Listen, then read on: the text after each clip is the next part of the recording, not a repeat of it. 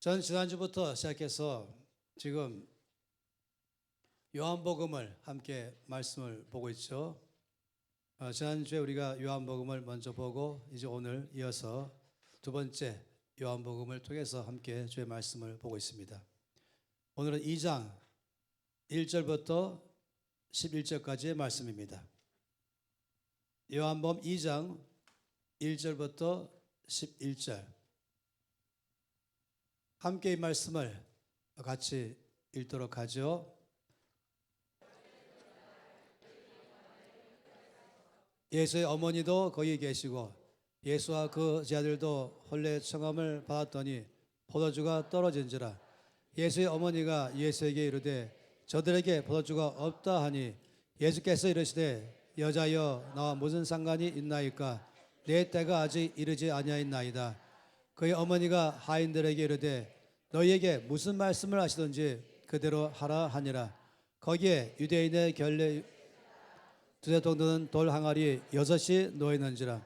예수께서 그들에게 이르시되 항아리에 돌을 아기까지 채우니 이젠 떠서 연장에 갖다 주라 하시매 갖다 주었더니 연회장은 물로 된 포도주를 맛보고도 어디서 나는지 알지 못하되 물 떠온 하인들은 알더라.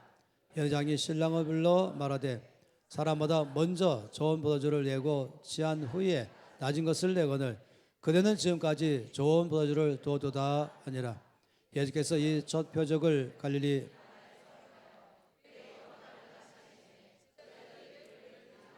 아멘. 이 갈릴리 지방 안에 이 가나는 조금 산 쪽에 있는 산이라 그래 봐야 약간 언덕이죠. 거기에 이 조그마한 동네입니다. 지금도 여전히 그 동네는 아주 작습니다. 거기서 멀지 않은 곳에 예수님이 늘 자라나신 곳 나사렛도 있죠. 그 조그만 마을 이 가나에 어느 날 이제 결혼식이 일어났다라고 말하고 있습니다. 그때에 예수님도 초청받았어요. 그리고 예수님은 저들과 함께 그 결혼식에 참여하셨죠. 그 결혼식은 아마도 예수님과는 친척 관계인 게 분명합니다. 예수의 어머니 마리아는 그 결혼식을 일찍부터 준비하는 아마 준비위원장 격인 것 같아요. 제가 짐작하기에는 이 말씀에 나와 있지 않지만은 아마도 마리아의 여동생의 아들의 결혼이 아닌가 생각합니다. 예수님으로 본다면 이종 사촌의 결혼식이라고 말하시겠죠. 그때 예수님은 당시에 제자로 삼은 5명과 함께 그 결혼식에 참석했습니다. 그런데 그 결혼식에 문제가 생겼죠. 포도주가 모자라는 것입니다. 유대인들은 일반적으로 이제 자녀들이 결혼 전이가 되기 시작하면 몇 년 전부터 포도주를 미리 담급니다. 결혼식에 가장 중요한 것은 바로 이 포도주이고 그 좋은 포도주를 보통은 부모님들이 담궈 놓는 것이죠. 충분히 담궈서 모자라지 않게 하는 게 일반적입니다. 그날은 이 포도주가 모자랐다라고 말하고 있습니다. 이건 우리들의 삶에서 말한다면 가장 있어야 될 것을 잊지 못할 때의 경우를 말하겠죠. 내 안에 꼭 필요한 것, 이것만큼은 지금 이 시간에 나에게 꼭 필요하다라고 말하는 것. 어떤 사람은 건강이 될 수 있겠습니다. 어떤 사람은 아주 작게라면 일용할 양식도 될 수 있겠죠. 학생들에게는 공부할 수 있을 만한 이 지혜도 필요하죠. 또 목회자라면 선의 능력이 필수입니다. 사업하는 사람에게도 통찰력과 사업의 수완도 필요하죠. 각 사람마다는 어찌 본다면 나의 포도주가 필요한 것입니다. 이것이 지금 떨어졌다라고 말하는 것이에요. 우리들의 삶에도 그런 일이 종종 일어나기도 하죠. 내 안에 지금 이 시간에는 꼭 있어야 할 것인데 잊지 못하는 경우가 발생할 수 있습니다. 이럴 때 예수 어머니 마리아가 얼마나 올바르게 잘 응답했는지를 알 수 있습니다.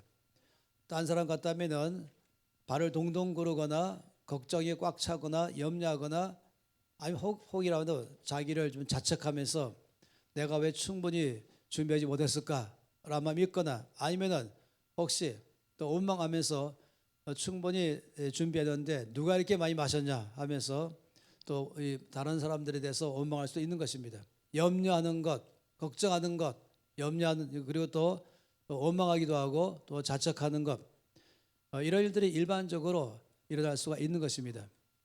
근데 예수 어머니 마리아는 그 문제가 발생하는 순간에 오랫동안 이거 가지고 고민하지 않았어요.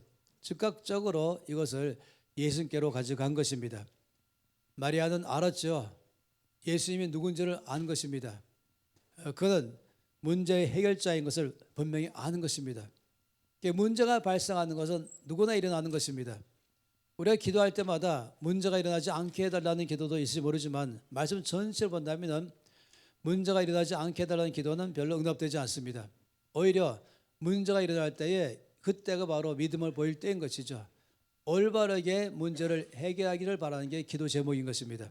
오히려 문제가 일어나지 않으므로 그냥 무난히 사는 것보다 내가 감당할 수 없는 문제가 발생할 때마다 이것이 하나님께서 역사하심으로 간증거리가 되기 때문에 그런 것입니다. 오히려 이것은 주님이 역사할 때가 온 것이죠.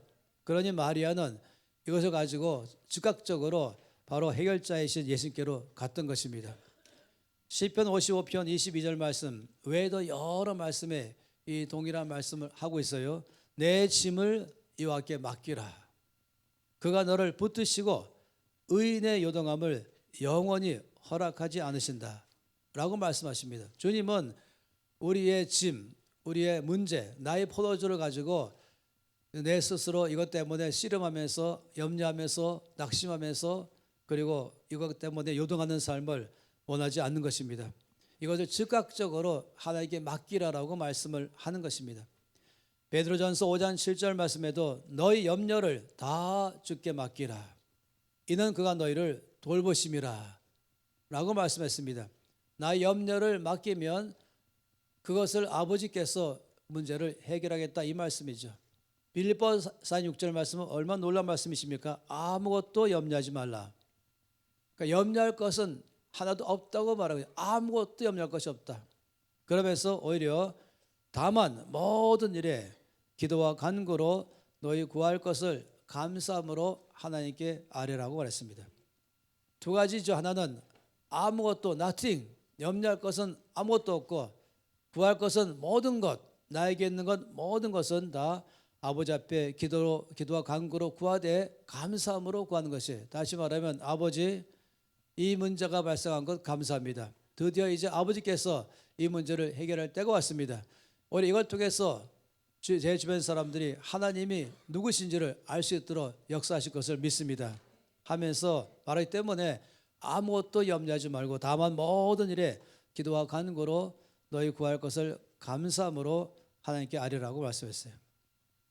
그 결혼식의 앞에 성경 말씀해 보니까 돌 항아리 6개가 놓여있다고 말했습니다. 근데 항아리 하나마다 물이 2-3통 들어가는 것 여러분 아시죠? 이 큰 들통 2개나 3개 들어가니까 제법 큰 용량이 들어가는 그런 돌 항아리가 6개가 있습니다.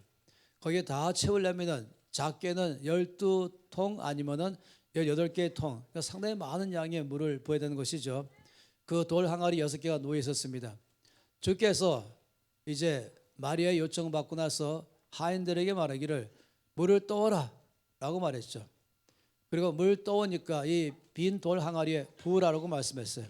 하인들이 예수의 말씀을 따라서 물을 떠와서 그 항아리에 부을 때 참 놀랐습니다. 반만 채우는 것이 아니라 꽉 채워서 이 아기까지 채웠다. 아주 넘칠 만큼 채웠다고 말하죠. 마리아의 믿음도 놀랐지만은 이 하인들의 순종도 참 놀랐습니다.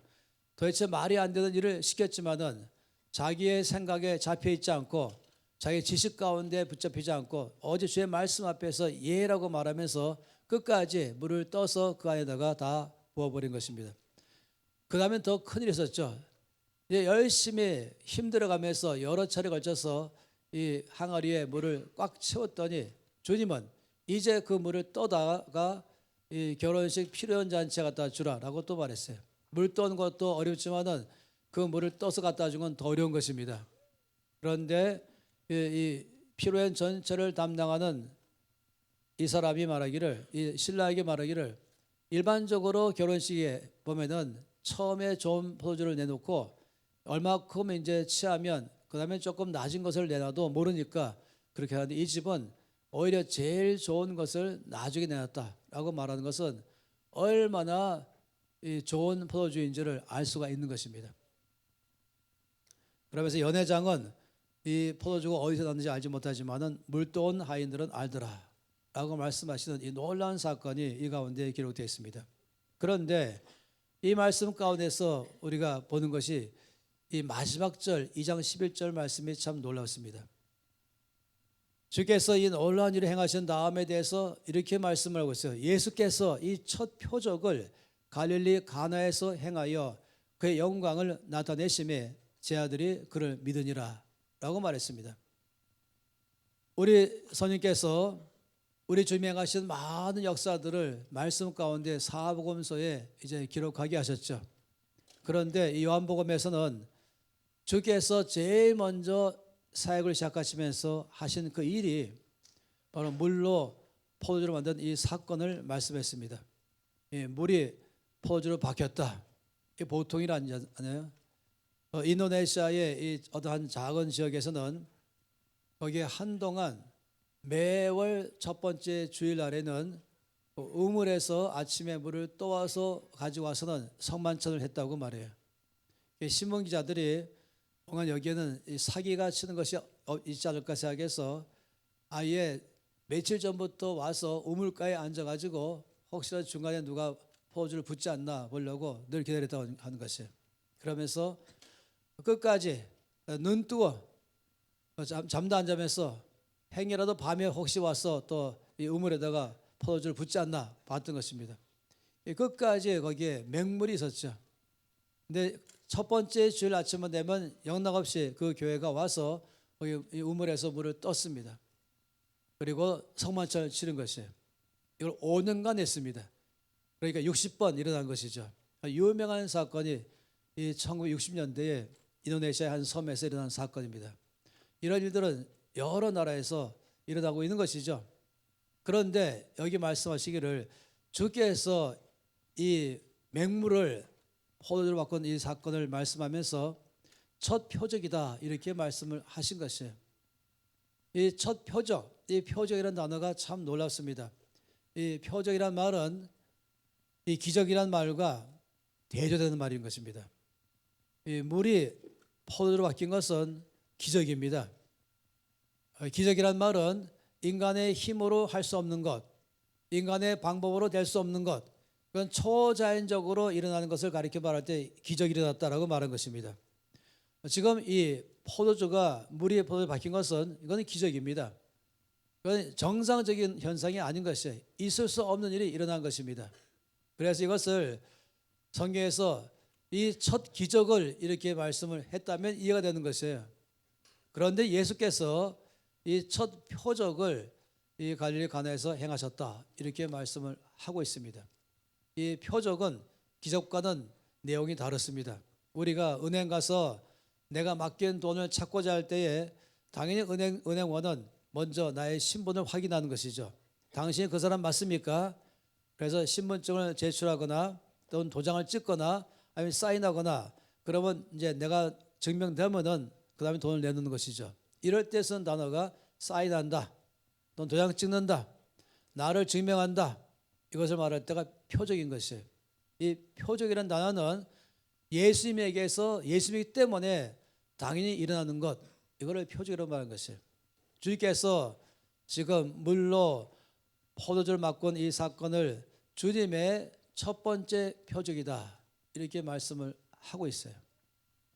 그래서 저는 이 말씀을 보면서 주님이 계시면 정상적으로 일어날 수 있는 일, 일반적으로 일어날 수 있는 일, 주님이 아니면은 일어날 수 없는 것이지만은 주님이시기 때문에 이런 일은 일반적으로 일어날 수 있는 일, 이게 바로 표적 아니겠습니까? 이거를 보면서 저는 교회의 DNA가 무엇인가를 보는 것입니다. 교회라고 말할 때는 주께서 확실히 말씀하시기를 내 이름으로 두세 사람이 모인 곳에 나도 그 중에 함께 있다. 이게 바로 교회인 것이에요. 교회는 건물을 교회라고 말하지 않죠. 교회는 예수를 주로 고백하는 사람들이 두세 사람 이상이 모인 곳을 교회라고 말하는 것인데, 그러면 거기에 주께서 나도 함께 있다고 말씀하는 것입니다. 함께 계시면서 주님께서 계심으로 교회 안에 이 다른 모든 어떤 서클이나 다른 어떤 단체가 아니라 예수 이름으로 모이는 주님의 교회라고 모일 때마다는 이것은 다른 모든 서클과 단체하고는 차이가 있는 것입니다. 다른 데서는 기적같이 될 수 있는 일을 교회 안에서는 표적이 될 수 있는 것입니다. 왜냐하면 주께서 역사하기 때문에 그런 것이죠. 히브리서 13장 8절 말씀에는 예수 그리스도는 어제나 오늘이나 영원토록 동일하시다. 우리가 늘 말할 때 우리 하나님은 영원하신 하나님 말씀하죠. 그것은 영원부터 영원하신 것. 주님은 조금 더 변치 않으시는 분. 그의 능력은 조금 더 감소하지 않는 분. 주님께서 이 모든 것이 그냥 표적인 것 이럴 때 쓰는 것입니다. 예수님은 언제나 두세 사람 이상이 모이는 그의 교회에 함께 계십니다. 우리 가운데 늘 계시는 것이에요. 이럴 때 일어날 수 있는 이 표적이 뭐냐는 것이에요. 저는 이것을 보면서 그걸 다르게 말하자면 교회의 DNA인 것이죠. 교회가 가질 수 있는 교회만 갖는 유전인자, 교회이기 때문에 교회로서 하는 동일한 것, 이게 DNA인 것이에요. 예수님께서 이 역사하신 것을 표적으로 말씀하셔서 일반화시킨 것처럼 교회로 모일 때에는 교회는 다른 모든 서클과 단체와는 달리 이 안에는 DNA가 있는 것입니다. 이 첫 번째 표적을 통해서 우리 주님은 교회란 이런 것이다 라고 우리 가운데 잘 말씀을 하고 있습니다. 예수 믿는 사람들이 모일 때마다는 이런 일이 일어나는 것이 정상이다. 이런 것이 바로 교회의 DNA다 라고 지금 말씀을 하는 것이죠.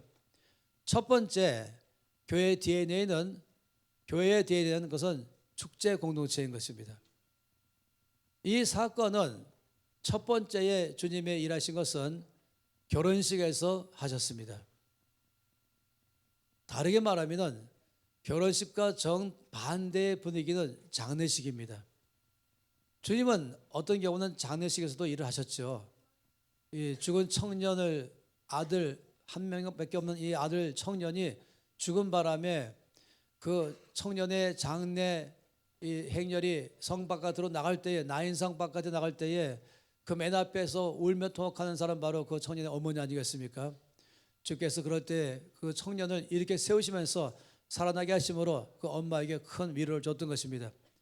주님은 첫 번째 표적을 그걸로 하지 아니하시고 일부러 주께서 말씀하신 이 첫 표적, 다른 많은 일이 있지만은 엄청 많게 일할 수 있지만은 첫 번째 일은 주께서 결혼식에서 행하셨다라고 말씀하시면서 이것이 바로 교회란 어떤 DNA인가를 잘 말해주는 것입니다.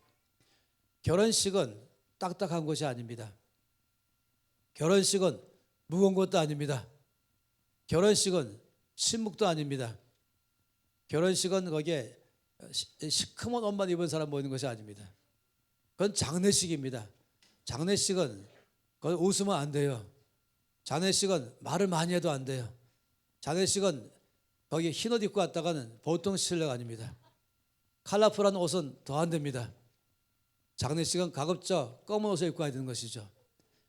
근데 결혼식에는 달라요. 결혼식은 밝은 옷을 입고 갑니다. 흰옷입니다. 결혼식은 시끄럽습니다. 결혼식은 막 웃음소리가 클수록 좋은 것이에요. 노래가 나오는 것이죠. 우리나라의 결혼식은 좀 더 제가 좀 아쉽지만은 이 정사적인 결혼식은 노래와 춤이 있는 것이에요. 기쁨과 즐거움이 있는 것이에요. 거의 자유가 있는 것이죠. 주님의 첫 번째 이 표적 통해서 교회란 결혼식 분위기처럼 돼야 된다. 교회란 다시 말하면 언제나 축제가 있는 것이다. 축제 공동체다. 이것이 첫 번째 이 교회가 갖고 있는 DNA인 것입니다. 우리 모든 교회 가운데 왜 첫 번째가 우리가 이 축제 공동체입니까? 왜냐하면 우리는 문제 많은 사람들이 문제 해결하러 온 것이 아닌 것이에요. 여기는 문제를 해결받는 사람들이 와서 모인 것이 교회인 것입니다. 물론 와서 문제도 해결되죠. 또 와서 주께 역사하시죠. 그러자 교회는 주께로부터 받은 은혜가 있는 사람들이 함께 모이는 것이 교회인 것입니다. 이사야서 9장 1절 말씀부터 보게 되면은 전에 고통받던 자들에게는 흑암이 없으려다. 옛적에는 여호와께서 스불론 땅과 납달리 땅이 멸시를 당하게 하셨더니 후에는 그러니까 지금은 해변길과 요단 저쪽 이방의 관리를 영화롭게 하셨다. 흑암에 행하던 백성이 큰 빛을 보고 사망의 그늘진 땅에 거주하던 자에게 빛이 비치도다. 주께서 이 나라를 창성하게 하시며 그 즐거움을 더하게 하셨으므로 추수하는 즐거움, 탈취문을 나눌 때의 즐거움 같기 그들이 주 앞에서 즐거워하오니 왜냐하면 그들이 무겁게 맨 멍에와 그 어깨의 채찍과 압제자의 막대기를 주께서 꺾으셨기 때문에 그렇다는 것입니다. 우리는 주께서 우리를 구원하신 것입니다. 구원받은 자가 모이는 게 교회인 것입니다. 그래서 무겁게 우리의 메었던 멍에 압제하던 막대기를 좀 다 꺾어버리고 우리는 더 이상 어둠이 없습니다. 더 이상 저주가 없습니다. 무거운 죄는 다 용서 받았습니다. 우리 가운데 은혜만 있는 것입니다. 우리 성자님이 지금 아까 연주하신 것처럼 우리는 은혜밖에 없는 것입니다. 우리 모든 죄는 십자가에서 이미 처리됐습니다. 나의 모든 죄는 예수의 피로 말미암아 아주 눈같이 휘어진 것이 바로 교회인 것입니다. 교회는 노예에서 해방되어서 자유한 사람이 모이는 것입니다. 교회는 사망했던 자들이 십자가를 통과하면서 생명 가운데 온 사람이 모이는 게 교회인 것입니다. 교회는 어둠 가운데 있다가 주 안에서 빛으로 옮겨간 사람들이 모이는 게 교회인 것입니다. 이것이 바로 교회이기 때문에 교회 안에는 축제의 분위기인 것이에요. 기쁨이 있는 것이에요. 나 자유 얻었다고 말한 것이죠. 나도 자유 얻었고 또 너도 자유 얻었고 우리 모두가 자유합니다 말하는 게 바로 교회인 것이죠. 옛날에는 그런 율동이 있었어요. 나 자유 얻었네, 너 자유 얻었네, 우리 자유 얻었네 하는 것이죠. 이게 교회 분위기인 것이에요. 하나님께서 우리 가운데 큰 역사를 베풀어 주신 것입니다. 누가복음 4장 말씀에는 우리 주님의 사역 시작하실 때에 주님의 사역의 의미가 뭔지를 잘 말씀했어요. 이 16절 말씀을 보면 예수께서 그 자라나신 곳 나사렛에 이르러 안식일에 늘 하시던 대로 회당에 들어가셔서 성경을 읽으려고 서였습니다. 그러면 이제 이 말씀을 가지고 이제 성경을 읽으려는 이 랍비 앞에 성경을 갖다 두는 것이죠. 갖다 줄 때에 주께서 책을 펴기를 이사야의 글을 폈습니다. 특히 이사야의 61장으로 지금 되는 그 부분을 주께서 다 펴시고 읽기 시작했죠. 이렇게 읽으셨죠. 주의 영이 성령이 내게 임하셨으니 이는 가난한 자에게 복음을 전하게 하시려고 내게 기름을 부으시고 나를 보내서 포로된 자에게 자유를 눈먼 자에게 다시 보게 함을 전파하며 눌린 자를 자유롭게 하고 주의 은혜의 해를 전파하게 하려 하심이라. 이 말씀을 읽으신 것이에요. 그 다음에 책을 덮으신 후에 다시 말씀 맡은 자에게 주시고는 모든 사람에게 말씀하기를 이 글이 오늘 너희 귀에 응하였다. 주께서 이 땅에 오신 것은 바로 이 말씀을 성취하러 이 땅에 오신 것입니다. 포로된 자를 자유케 하시며 눌린 자를 자유케 하시며 슬픈 자를 기쁨으로 충만케 하시며 그리고 모든 우는 자에게 오히려 베옷을 벗기고 그리고 웃음과 노래로 가득 차게 하시는 것, 이것 때문에 이 땅에 오셨다고 말씀했습니다. 눈먼 자에게 눈뜨게 하시며 그리고 저는 자는 걷게 하시며 죽은 자는 살리시는 것, 병든 자를 치료하시는 것, 매인 자를 자유케 하는 것, 이게 주께서 이 땅에 오신 목적인데 말씀하기를 이제 너희 가운데 이 말씀이 응하였다. 그러니 이사야 61장 10절 말씀에는 결과를 말하죠. 이런 삶, 예수 때문에 내 안에 일어난 이 구원의 역사를 경험한 사람의 고백입니다. 내가 여호와로 말미암아 크게 기뻐하며 나의 영혼이 나의 하나님 말미암아 즐거워하리니 이는 그가 구원의 옷을 내게 입히시며 공의의 겉옷을 내게 더하심이 신랑의 사모를 쓰며 신부가 자기 보석으로 단장함 같게 하셨습니다. 이 시편 100편 말씀은 구원받은 자 교회로 모였을 때의 모습을 잘 말하고 있습니다. 시편 100편 1절 2절 말씀에 말씀하시기를 온 땅이요, 이거는 온 땅이요 하면서 온 세상에게 온 땅이요, 이게 느낌표인 것이죠. 그러면서 뭐랍니까? 여호와께 즐거운 찬송을 부를지어다. 기쁨으로 여호와를 섬기며 노래하면서 그의 앞에 나갈지어다. 그 장면을 알겠습니까? 무거운 사람, 지친 사람, 힘든 사람, 낙심한 사람이 아니라 이 모든 것이 예수 안에서 해결되는 사람이 너무너무 기쁨이 충만해서 즐거워하면서 축제처럼 저 앞에 나가는 것입니다. 그래서 이 100편 4절 말씀에는 감사함으로 그 문에 들어가며 찬송함으로 그 궁정에 들어가서 그에게 감사하며 그 이름을 송축할지어다. 주 앞에 나올 때에 그 문에 들어갈 때가 뭐로 가라고요? 감사함으로 문에 들어가는 것이에요. 감사함은 무엇입니까? 내 안에 이루신 역사를 고백하는 게 감사한 것이죠. 간구라는 것은 내 문제를 해결해 달라고 구할 때 간구이지만은 주 앞에 나오는 첫 번째는 간구가 아니라 감사인 것입니다. 감사함으로 그 문에 들어가라. 이 교회당 문을 들어올 때는 감사함으로 들어오는 것입니다. 그 들어온 사람은 기뻐하면서 즐거워하면서 노래하며 나오는 것이죠. 하나님께서 우리 가운데 하신 놀라운 역사들을 주 앞에 고백하는 것이 감사인 것입니다. 여러분 시편 103편 1절 말씀부터 보게 되면 놀랍습니다. 내 영혼아 여호와를 송축하라. 아주 나의 자신에게 나 영혼아 여호와를 송축하라. 더 나아가서 내 속에 있는 모든 것들아 다 그의 거룩한 이름을 송축하라.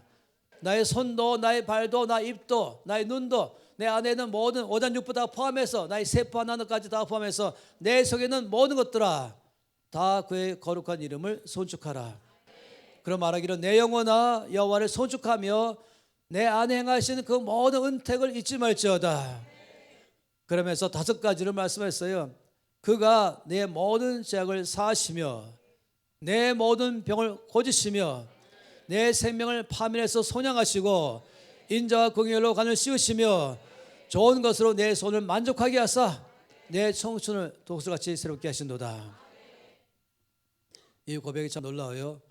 이 고백은 하나님이 이전에 내 안에 행하신 역사를 지금 고백하고 있잖아요. 내 모든 죄를 다 용서하신 하나님을 지금 찬양합니다 하는 건 아니겠습니까?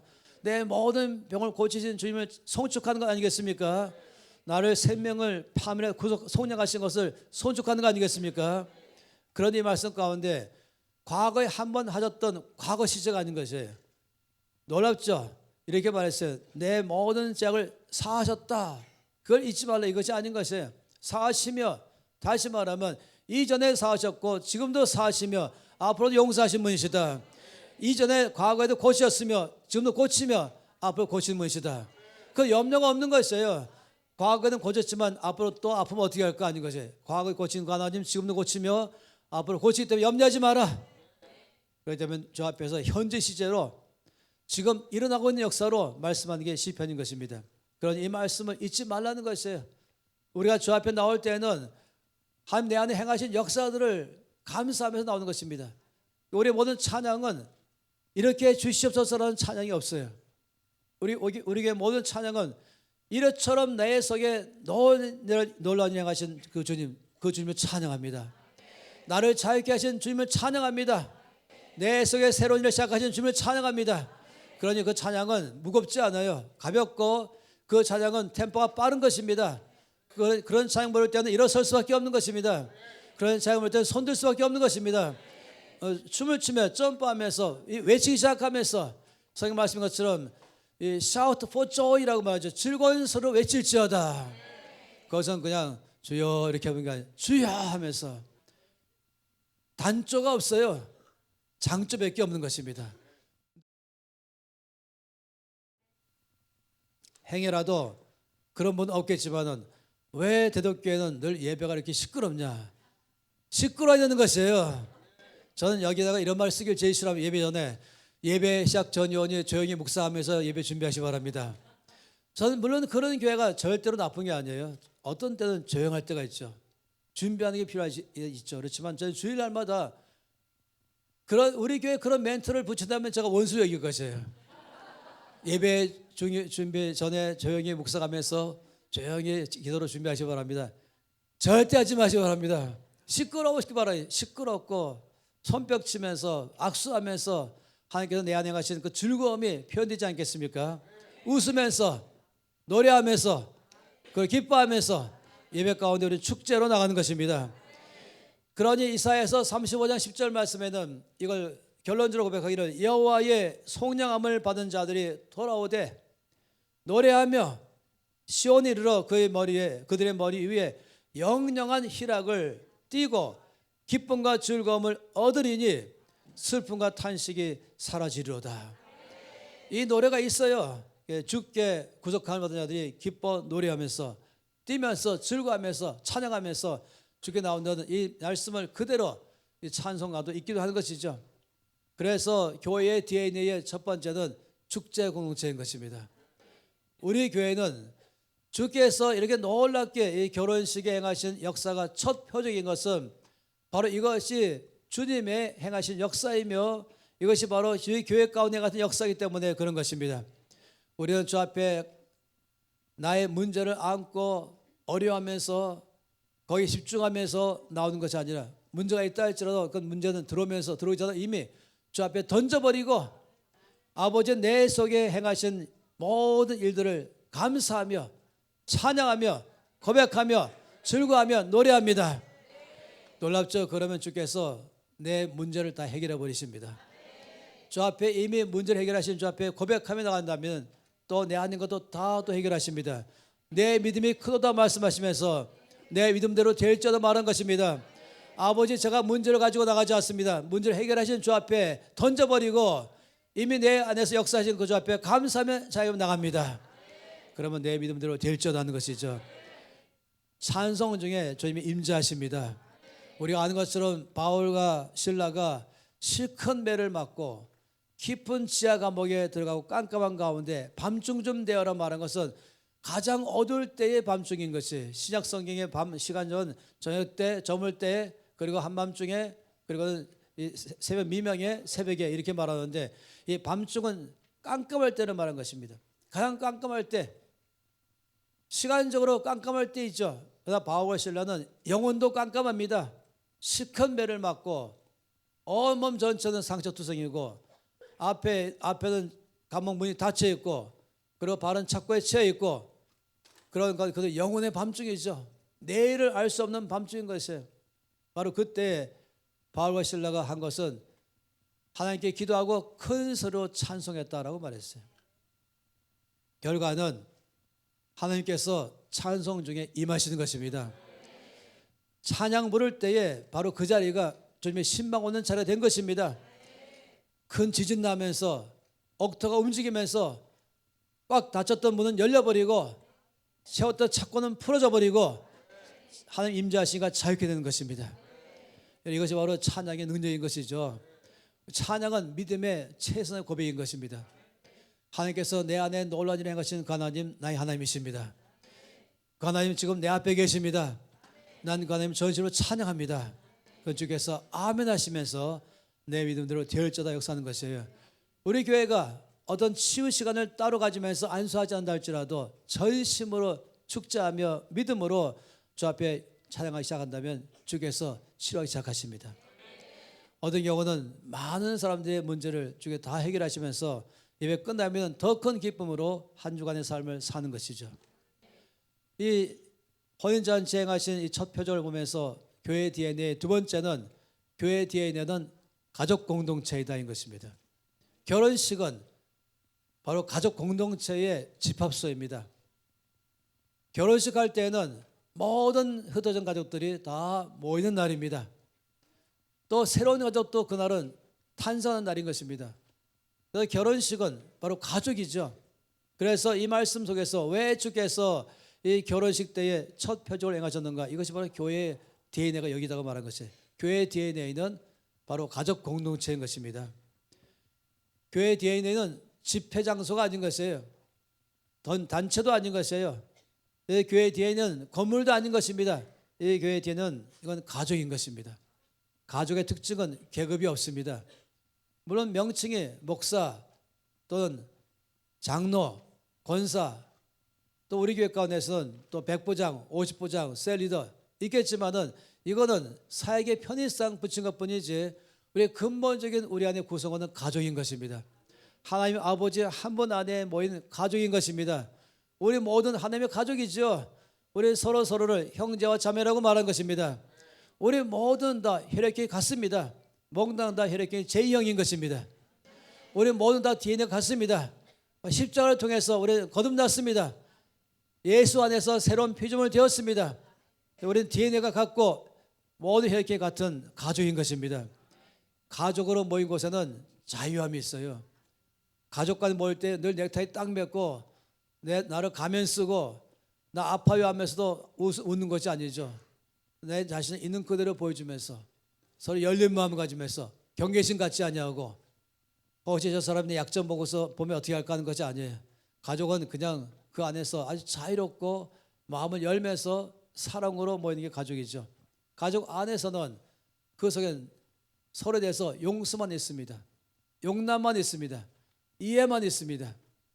팔이 안으로 굽는다는 말은 참으로 놀라운 말이에요. 팔이 물론 바깥으로 굽지만 안으로 굽는 말을 쓰면서 가족이니까 잘못해도 일단은 덮어주고 안아주고 두드려주면서 괜찮아, 잘 될 거야, 잘 될 수 있어, 내가 함께 서 있을게, 도와줄게. 이게 바로 가족인 것입니다. 가족 안에는 칭찬만 있습니다. 가족 안에는 위로만 있습니다. 가족 안에는 용기를 북돋아주는 것만 있어요. 가족은 그 안에서 격려하는 것이죠. 가족은 모이면은 수군거리는 것이 아닙니다. 남의 험담하면서 험담 가지고 수군대면서 남을 비방하지 않죠. 남을 욕하지 않죠. 오히려 덮어주고 위로하고 소망을 심어주며 오히려 함께 싸워주면서 함께 기뻐하고 함께 또 아파하면서 함께 서가는 것이 가족인 것입니다. 교회는 근본적인 DNA는 가족입니다. 이걸 잊지 마시기 바랍니다. 여기 계급적인 사회가 아닙니다. 여기 사회 서클도 아닙니다. 여기 가장 가족, 여러분이 갖고 있는 피를 나눈 어떤 가족보다도 더 큰 가족이에요. 여기는 영혼까지 함께 가는 가족인 것입니다. 끝까지 영혼까지 우리는 함께 살면서 있는 영원한 가족인 것입니다. 이 안에는 한 분 하나님 아버지가 우리 가운데 계신 것이죠. 우리 모든 다 형제요 자매인 것입니다. 그리고 두 번째에 교회 DNA는 이와 같이 딱딱하고 냉랭하고 그리고 무거운 것이 아니라 늘 자유로우며 사랑으로 밝은 가운데 있는 웃음이 있는 가족 공동체가 바로 교회의 DNA인 것입니다. 우리 주님은 우리들 가운데 이 오늘 말씀 안에서 이 조그만 마을의 가나의 혼인잔치에 참석하신 거 보면서 우리 주님은 우리 일상생활에 아주 관심이 너무 많이 있어요. 우리 평범한 삶에 관심 많이 있어요. 주님마다 거창하고 거대하고 세계적인 것 여기에만 관심 갖는 것이 아닌 것입니다. 우리 주님은 우리들의 일반적인 삶 속에 결혼식 하면은 참석하시고 또 오셔서 만나주시고 그것이 바로 주님이시죠. 주님은 아주 작은 곳 평범한 사람들의 집에도 방문하십니다. 마가복음 1장 말씀 보면은 이제 안식일 날 가버나움 회당에서 말씀을 전하시고 큰 역사 일어난 후에 마치고 나오시면서 바로 맞은편에 있는 베드로의 집에 점심 초대받아 가셨습니다. 가셔서 아주 자유롭게 가자마자 야 앉아봐라 밥 먹을 때 내가 지금 다시 말씀 전하는 그런 거 아니죠. 그냥 거기서 아주 유머가 제일 많은 분이에요. 우리 주님의 유머는 탁월합니다. 제가 이 헬라를 통달하지 못한 게 늘 아쉬운 건 딱 하나. 우리 주님의 말투가 얼마나 위트와 해악에 탁월하신지. 주님은 무겁고 분위기한 것이 아니라 따뜻한 것이 아니라 늘 아주 말씀할 때마다 웃음에 터지게 만든 것이에요. 그래서 제가 이것을 배우려고 무척 오랫동안 애를 쓴 걸 여러분 아실 것입니다. 처음에 우리 아이들이 어릴 때 시작한 유머는 처음에는 아이들이 빨리 냉장고 문 닫으라든지 썰렁하기 때문에 빨리 문 닫으라 이렇게 말하는데 요즘은 여러분이 저를 아신 분들은 아실 것이에요. 특히 이제 해외 나가면은 이때말로 제가 이제 위트와 해학과 유머를 발휘할 때 아니겠습니까? 그래서 아주 배꼽 뺀 일이 많이 생기는 것이죠. 한 번은 이제 요르단에서 버스를 딱 타는 순간에 새로운 가이더가 보통 선교사님들이죠. 올라가면서 자기 이름 소개하면서 어색하니까 유머를 딱 던졌어요.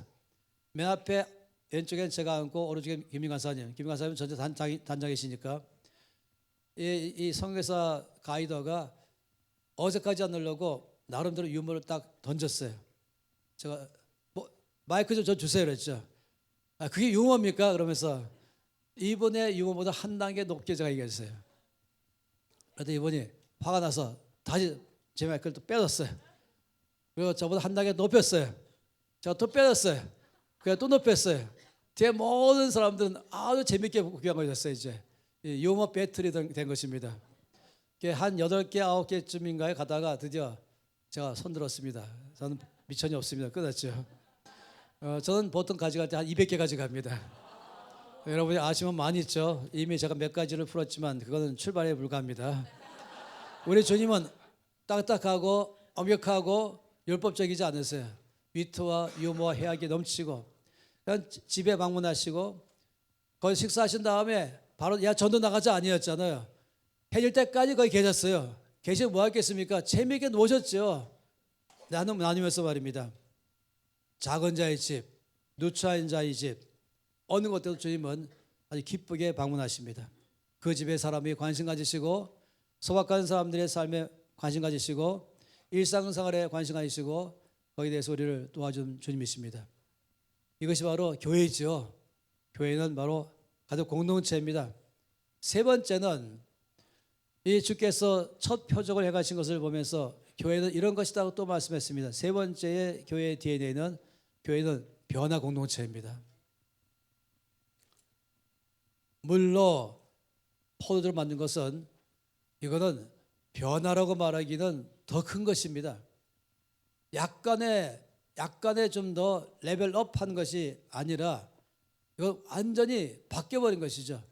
아마 체인지라고 말하는 것보다 트랜스폼이라고 말하면 좋을 것 같아요. 이건 마치 이 애벌레가 나비로 바뀌는 것 정도의 수준입니다.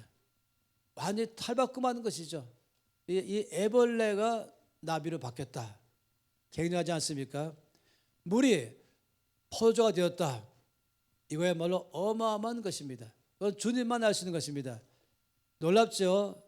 교회가 함께 모일 때마다 우리 주께서는 그때 그 주님이 지금도 동일하게 첫 표적을 행하십니다. 이 물이 포도로 바뀐 역사를 우리 가운데 역사하는 것이죠. 물은 색깔이 없지만 포도주는 색깔이 있습니다. 색깔이 바뀌는 것이. 물은 맛이 없지만 포도주는 맛이 있는 것이. 맛이 바뀌는 것이. 물은 냄새가 없지만 포도주는 아주 좋은 향기 나는 것입니다. 그래서 맛이 바뀌고 색깔이 바뀌고 향기가 바뀌는 것. 우리 삶에 주님 오시면은 맹물 같은 우리 삶이 정말 맛있는 향기가 있는 아름다운 그리스도인으로 바뀌는 것입니다. 그래서 고린도후서 2장 말씀에는 너희는 그리스도의 향기라고 말씀했어요. 3장에는 너희는 그리스도의 편지라고 말씀했습니다. 5장에는 너희는 새로운 피조물 이렇게 말씀했습니다. 완전히 바뀌는 것이죠. 우리가 모일 때마다 주께서는 놀랍게도 동일하게 지금도 역사하십니다. 아까도 찬양가처럼 물이 포도주 되고 라고 말했지 않습니까? 우리의 삶 속에 역사하십니다. 모일 때마다 이런 생명 역사, 변화된 역사를 끝없이 우리 가운데 베풀어 주는 것이죠. 우리 안에 계시기 때문에 우리가 전심으로 주 앞에 예배하면서 나갈 때마다 또 기도하거나 함께 교제하거나 말씀으로 교제하거나 할 때마다 주님 거기 함께 계시면서 각 사람 안에 필요한 대로 변화해주는 주님이십니다. 그러니 세 번째의 교회의 놀라운 DNA는 그건 바로 변화 공동체. 우리 끝없이 변화합니다. 우리 끝없이 주께서 내 안에서 일을 행하신 것이죠. 갈수록 더 향기가 날 것입니다. 갈수록 더 맛이 바뀔 것이에요. 갈수록 더 우리 안에서 정말로 이 아름다움의 사람으로 변화될 것입니다. 성령 열매가 바로 그거 아니겠습니까? 이것이 바로 우리 삶 속에 주께서 끝없이 주시는 변화를 말씀하는 것입니다. 그러니 모일 때마다 기대감이 충만한 것이에요. 아무리 여러 가지의 면에서 예수 믿기 전에 했던 여러 가지 이 성품들 모난 것, 삐죽삐죽한 것, 아니면은 좀 여러 가지 어두워 있는 것 이런 것들이 놀랍죠. 주 안에 모이면 모일수록 점점 바뀌어가는 것입니다. 변화되어 가는 것입니다. 놀랍게 바뀌는 것이죠. 이 독일의 이 가나안 공동체의 바실리아 실르크가 책임자인데 그 공동체는 개신교 자매회라고 말하고 있어요. 카톨릭은 아니지만은 독신 결혼 안 하겠다는 건 아니지만은 이 미혼 여성들이 모이는 공동체입니다. 마리아 자매라고 말하고 있죠. 거기에 자매들 중에서 한 명의 자매가 들어왔는데 상처가 너무 많아가지고 이 사람은 그 사람만 가면 관계 다 깨뜨린 것이에요. 다 가면 상처를 주는 말로 상처 주고 다 힘들게 하는 것입니다. 모든 자매들이 이제 바실리아 신학교에 와서는 말하기를 저 자매 내보내세요. 우리 너무 힘들어요 라고 말했죠. 그래서 바실리아 신학교는 그 자매를 만났어요. 넌 변화되기를 원하느냐? 본인이 더 원하지요. 자기가 누가 원해서 사람들을 아픔을 주겠어요? 이 안에 아프니까 이 자대가 그 많은 아픔들이 있다 보니까 마음은 원해도 말할 때마다 자꾸만 사람을 톡 쏘고 삐죽하게 찌르고 있다 보면 관계를 또 깨트리고 자기도 괴롭죠. 그래서 말하기를 저도 변화되고 싶습니다. 그랬더니 이 바시라 씨는 그가 하나의 글을 써줬어요. 그 글의 내용은 너무 간단했습니다. 자, 다 기억 못하시면 대가 이것입니다. 예수 그리스도의 보혈의 능력을 찬양합니다.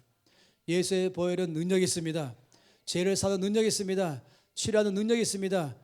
변화해주는 능력이 있습니다. 예수의 보혈이 나를 새롭게 하십니다. 예수의 보혈이 나를 치료하십니다. 예수의 보혈이 나를 변화해 주는 것입니다. 예수의 생명은 예수의 보혈은 생명이 있습니다. 예수의 보혈은 능력이 있습니다. 이걸 갖다가 쓴 그런 내용이에요. 그러면서 자매님 날마다 이것을 입으로 선포하세요. 이 짤막한 이건 이 믿음의 선포 아니겠습니까? 그래서 날마다 예수의 보혈의 능력을 찬양합니다. 예수의 보혈이 나를 새롭게 합니다. 예수의 보혈의 능력이 있습니다. 나의 모든 죄를 다 용서하셨고 나의 모든 상한 마음을 치료하셨습니다. 바시를 신구의 그 책 속에서 말하기를 이 자매가 얼마큼 변화됐냐면은 그 공동체 전체 가운데서 가장 피스메이커로 모든 사람들을 양육하고 위로하고 격려하고 세워주는 데에 가장 탁월한 리더로 바뀌었다고 말한 것입니다. 할렐루야. 주님 안에는 문제가 없습니다. 문제는 있지만은 문제는 없는 것입니다. 주님이 문제 해결자이십니다. 상처를 치료하십니다. 약한 자를 강하게 하십니다. 깊은 상처까지 할지라도 주님 안에서 함께 예배 가운데 나갈 때 반드시 변화 주신 것입니다. 그래서 우리가 가족은 인내하잖아요. 가족은 기다려주잖아요. 과거에 대해서 우리가 거기에 꽉 붙잡아두지 않지 않습니까? 우리는 우리 가운데 계신 주께서 저 자매를 저 형제를 반드시 역사하셔서 변화줄 줄로 믿습니다. 그래서 늘 끝없이 만나면 격려해주고 사랑합니다 말해주고 용서해 주면서 주께서 자매님을 사랑하십니다. 주께서 당신을 사랑하십니다. 우리가 늘 엠블레프의 눈을 바라보는 것처럼 말입니다. 교회 공동체는 변화 공동체인 것입니다. 예수 없는 곳에서는 자기의 능력으로 살아갈지 모르지만은 예수 안에 있는 교회는 주의 능력으로 살아가는 것입니다.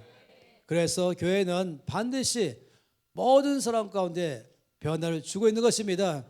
우리 지금 성화대 가는 것이에요. 하루아침에 바뀌는 것이 아니라 성화대 가는 것입니다. 이 성의 열매라고 말했잖아요. 열매는 하루아침에 있는 것이 아니죠. 시간이 걸리는 것입니다. 조급해하지 마시고 기다릴 줄 알고 믿음으로 기다린 것이에요. 인내라는 말은 입술 꽉 악물면서 그래 내가 참지 이게 인내가 아니라 주께서 우리 가운데 계시면서 변화 주고 계신 것을 믿으면서 가는 게 인내인 것입니다. 오래 참이라는 것은 막 마지못해서 이를 악무는 것이 아니라 하나님께서 우리 가운데 계셔서 반드시 새로운 일을 하고 계신 것을 믿기 때문에 가는 오래 참인 것입니다. 그래서 농부같이 살라고 말씀하시죠. 농부가 씨를 뿌렸습니다. 그리고 흙을 덮었습니다. 다음날 아침에 와봤죠. 아무런 일이 나지 않고 있는 것이에요. 다음에 또 와봤죠. 아무런 일이 나지 않고 있는 것이에요. 조급한 농부가 그냥 와서 다 흙을 파헤쳤어요. 그러면 죽어버리는 것이에요. 농부는 반드시 여기 내가 심은 씨앗이 하나님께서 역사하셔서 씨앗이 죽게 한 다음에 생명이 나와서 때가 되면 싹이 나올 거야 하고 믿는 것이죠. 우리는 모두가 이걸 믿는 것이에요. 농부가 하나님의 능력을 믿는 것처럼 우리 안에서 각 사람 안에 내 안에서 역사하시는 주 능력을 믿는 것입니다. 싹이 나왔어요. 다음날 와봤더니 똑같아 크기가. 다음날 또 똑같아요. 쑥쑥 자라지 않고 일주일 후에도 똑같아요. 급한 농부가 손으로 잡아 뽑아버렸어요. 빨리 나와라. 그럼 죽어버립니다. 농부는 예수 안 믿는 농부라 할지라도 다 믿음이 있어요. 하나님이 반드시 자라게 하실 것이다. 때가 되면 열매를 맺을 것이다. 놀랍죠. 때만 딱 되면 열매를 따지 않습니까? 하나님께서 우리 안에 계십니다. 우리 공동체는 이 물로 포도주를 바꾸신 그 예수님이 우리 안에 계십니다. 변화를 주고 계십니다. 제가 한 번은 이제 이 내셔널 지오그래피에서 이 씨앗이 땅에 떨어진 다음에 어떻게 있는가에 대해서 찍은 것을 봤어요. 여러분 그런 거 보시죠. 그냥 보고 있으면 가만히 있는 것이에요. 그래서 하루 종일 찍어갖고 이거 갖다가 취약시키니까 놀라니만 씨에 딱 떨어진 순간에 막 파는 것이 보였어요. 땅속으로 막 머리 내고 파기 시작하고 들어가기 시작하게 보였어요. 여러분 꽃도 봤죠? 아침에 몽울인데 저녁에 꽃이 피어있지 않습니까? 저녁에 몽울인데 아침에 꽃이 피어있지 않습니까? 그걸 밤새 촬영해서 그걸 1분짜리만 보면 아시죠? 슉 피는 것이. 할렐루야. 주께서 우리 가운데 변화를 주고 계십니다. 나에 대해서 기다리시고 너에 대해서 기다리시면은 주님 역사할 줄 믿습니다. 그냥 감사만 하세요. 주님 내 안에 일하시는 주님 감사합니다. 우리 지체에게 일하시는 주님 감사합니다. 반드시 역사할 줄 믿습니다. 마지막으로 네 번째 이 말씀 보면서 교회는 어떤 것인가? 교회의 DNA는 선교 공동체인 것입니다. 나만 변화되는 것이 아니라 가는 곳마다 변화를 주는 사람으로 살게 하십니다. 성경 말씀은 전체 가운데 말씀하시죠. 우리가 늘 말씀하시기를 우리의 삶을 변할 때 하나님 천국은 여기 같다고 말하면서 하나는 겨자씨로 말씀하시면서 해바라기 씨앗 많은 그런 이 씨앗을 심었더니 새가 와서 그 나무에 깃들일 만큼 큰 이 겨자나무로 바뀐 것이에요. 이것은 나의 삶의 성장을 말하지만은 한 누룩을 말하지 않겠습니까? 밀가루에다가 반죽한 다음에 거다가 누룩을 같이 반죽하면은 그 전체로 커져가는 걸 아는 것입니다. 마찬가지로 하나님께서 내 안에 일하신 역사는 나만 바꾸는 것이 아니라 우리가 가는 곳마다 거기에 변화를 주게 하신 것입니다. 교회의 공동체는 수원 공동체가 아니에요. 수도원 공동체 아시죠?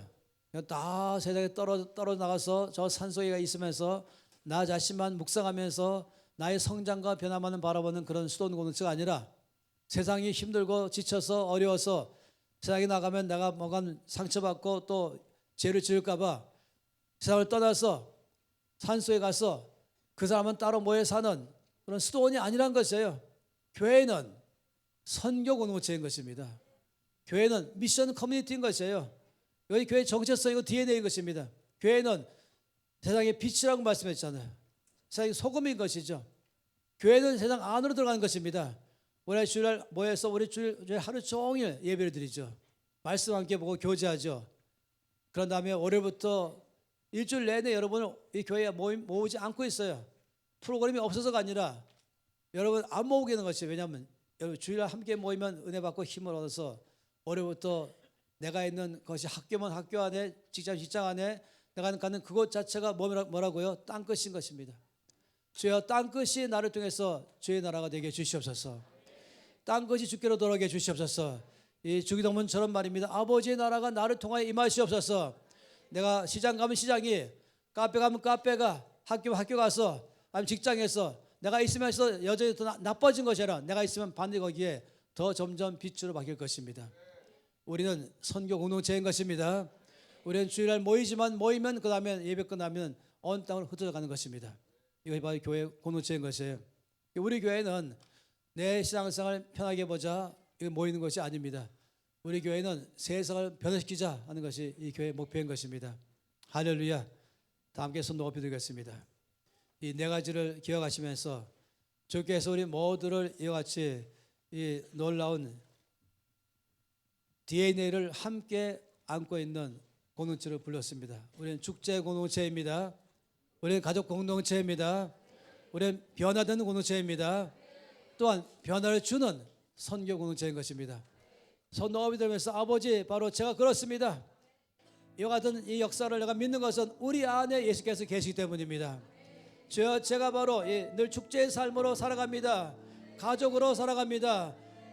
변화해 주시니 감사합니다. 또 변화 준 사이 삶으로 살아갑니다. 주여 나를 사용해 주시옵소서. 우리 모두를 써 주시옵소서. 다 함께 손 높이 들고 주여 외치면서 기도하시겠습니다. 주여 아버지의 참으로 감사합니다.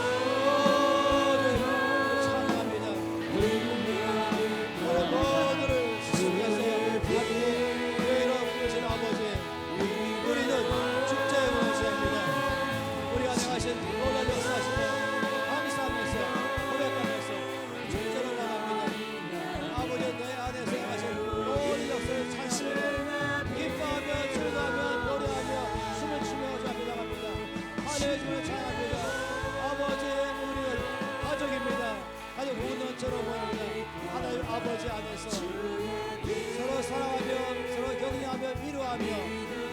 씌워주며 용서하며 인내하며 함께 잡혀서가는 사랑의 가족 공동체입니다. 주여 우리는 우리 안에서 변화되고 주여 변화되어가는 공동체입니다. 찬양합니다. 주여 경배하고 찬양합니다. 하나님 아버지 감사합니다. 주께서 이 땅에 오셔서 행하신 첫 번째 사역이 첫 표적이라고 말씀하셨습니다. 물로 포도주를 만드신 주님, 바로 그 주님이 우리의 주님이십니다. 그리고 바로 우리가 그런 삶으로 우리의 DNA로 살아가니 감사합니다. 아버지, 날마다 모일 때마다 축제로 모이겠습니다. 가족으로 모이겠습니다. 변화되었고 변화되고 있고 변화되고 있는 우리가 함께 모이고 있습니다. 나에 대해서 변화를 바라보며 감사하며 옆에 있는 형제자매의 변화된 걸 보며 감사하며 소망 중에서 주 앞에 나갑니다. 아버지, 우리 모두는 선교 공동체입니다. 땅끝이 우리 통해서 바뀌게 하시고 가는 곳마다 거기에 주의 나라가 우리 통해 임하시고 바로 거기에서 영광 받아 주시옵소서. 예수 그리스도 이름으로 기도합니다.